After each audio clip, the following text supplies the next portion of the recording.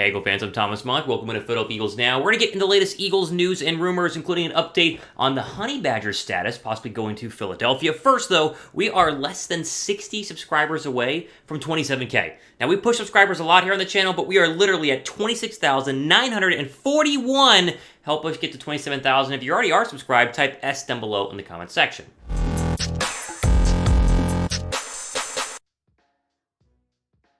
All right, we jump into more Eagle news and rumors here on a Thursday on the heels of a new report from the NFL Network saying Philadelphia remains in communication with safety Tyrann Mathieu, and the ability to go and sign him, I guess, is technically still a possibility. Now, Mathieu has been one of the hottest names in free agency, obviously coming from the Chiefs and trying to find a new home. He visited with the Saints on, Wednesday, maybe Tuesday of this week, and it was just kind of a preliminary visit. Apparently, Philadelphia has tried to get him to come to Philadelphia for an actual visit at the NovaCare Complex. No visit is set in place right now, but it does seem to indicate that the Eagles are still trying to figure out the safety position. They might not be confident on their current situation with Anthony Harris and K'Von Wallace. So here was the NFL Network's Mike Garafolo on the Honey Badger, quote, seems to have a good visit, seems to have had a good visit with the Saints yesterday.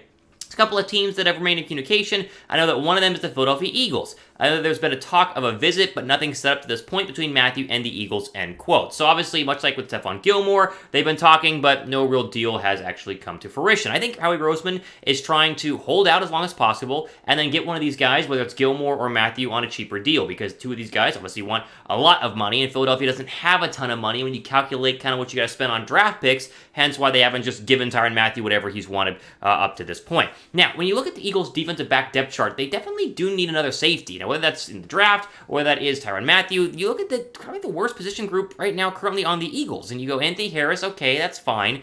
Do you believe in K'Von Wallace? Apparently Philadelphia doesn't, because we're talking about drafting one in the first or second round or signing a guy like Tyrann Mathieu. So this is something to definitely keep an eye on right now. Just like the Stephon Gilmore news we talked about earlier this week, there is no imminent deal. Just because the Eagles are still talking or have reached out or remain in communication means nothing. Essentially, it means that they are interested, which is more than being not interested, but definitely does not mean that, oh, we're days away, we're minutes away from a Tyrann Mathieu signing in Philadelphia. Now, and if he signs, we'll cover it here. And so just because I say it's probably not going to happen doesn't mean that it won't. I've been wrong plenty of times in the past, and I wouldn't hate a Mathieu deal. But as I talked about, he's on the wrong side of 30, and if you really want to upgrade the safety position that bad, sure, him on a cheaper 1 or 2 year deal is fine, but just go to the draft and get a Kyle Hamilton or a Jalen Petrie if you're that desperate to improve your defensive backfield.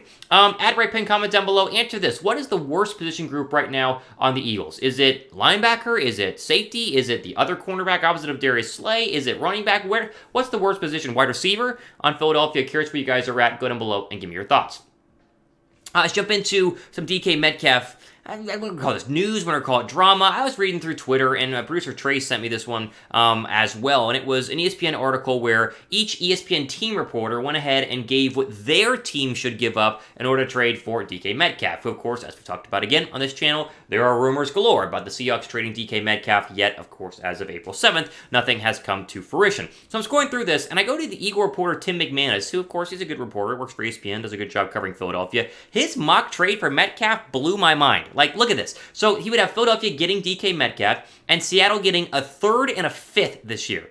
Like, that's it? Like, I thought we talked about how this would be at least be a first-round draft pick. If this is what it would cost, the Eagles would have done it already. Now, again, the article talked about how Philadelphia doesn't want to give up too much, and so this is the most that they would be willing to give up. If this is what it would take, I would do it in a heartbeat. But when you scroll through the rest of the article, it shows you what other teams could offer, and it shows you why the odds of Metcalf going to Philadelphia are very, very slim. For instance, the Browns would give up, according to Jake Trotter, a 2nd and Baker Mayfield. That's a better overall haul than a 3rd and a 5th, because you get a quarterback out of it as well. And then you go to Adam, I guess, Tetcher's mock draft. He's a Chiefs guy for ESPN. He gets the Seahawks getting a 1st and a 3rd. And so you go through all of this, and basically you come to the conclusion that if McManus is right, and he obviously covers Philadelphia, he has people inside the organization, the Eagles are going to be outbid. And there's just no way the Seattle Seahawks are going to trade him inside the conference for less than what an AFC team like the Chiefs or Browns could go ahead and give you. I just don't think Metcalf would really be this cheap. And hence why I continue to say Philadelphia's probably not going to go get DK Metcalf, because I think it's going to take a first-round draft pick. Now,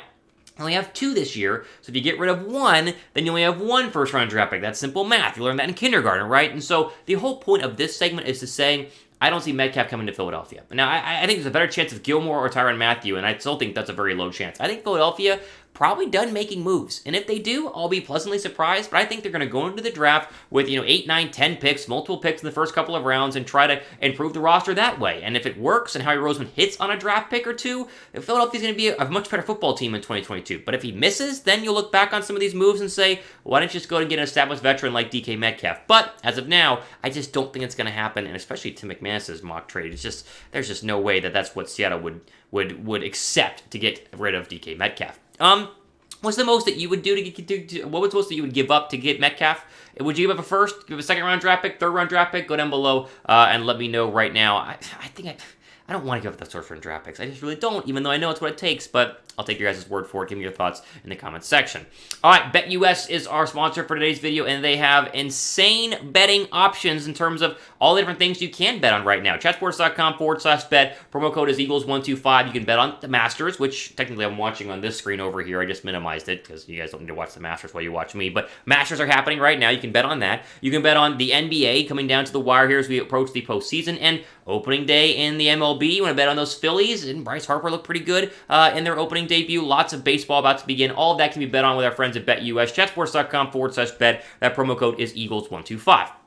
My final story here, this one just emerged this morning. This one has some legit reporting behind it, as Jordan Schultz sent out this tweet. Throw it up. Quote, I'm told #Saints and Eagles also inquired about Brandin Cooks, whose 8,364 receiving yards ranks 6th in the league since his rookie season in 2024, end quote. So again, inquired. How many times have we talked about, how many times have I showed you a tweet that says Philadelphia says inquired about X player, insert player name? I mean, everybody. They were inquired about, let's just go through the list. They inquired about Allen Robinson. They inquired about Tyrann Mathieu. They inquired about Stephon Gilmore. They inquired about Robert Woods, Devontae Parker. Everybody. They've inquired. Just because they inquire about something doesn't mean they're actually going to go ahead and get him. Now, Brandin Cooks, I think, is a fine player. I think he'd be a nice addition, but he's not going to be a game-changing wide receiver who instantly makes the Eagles into a top 5 receiving unit in the NFL. There isn't anybody else left out there in the trade or free agent market. For Philadelphia to improve the wide receiver core, you can get guys like Brandin Cooks, and that's fine, but I'd much rather get someone in the NFL draft, get 2 people in the NFL draft. I did a mock draft on Monday with 3 wide receivers in the NFL draft. It just heightens your chances of hitting the home run on one of them. You already have one great player in Devontae Smith, get another. Cooks, again, wouldn't be fine, or wouldn't be bad. I wouldn't hate him. He'd be a nice addition, but I see him more as a wide receiver 3 at this point in his career versus a wide receiver 2. I want 2 1s instead of a 1 and 3 3s like they have right now with Rager and Pascal and Quez Watkins. So I, again, wouldn't hate it, much like Tyrann Mathieu, much like DK Metcalf, much like Stephon Gilmore. I just don't know if Philadelphia's going to actually pull the trigger, and because we see inquiring, we get excited, but in reality, it's like, the odds of it actually happening are pretty slim.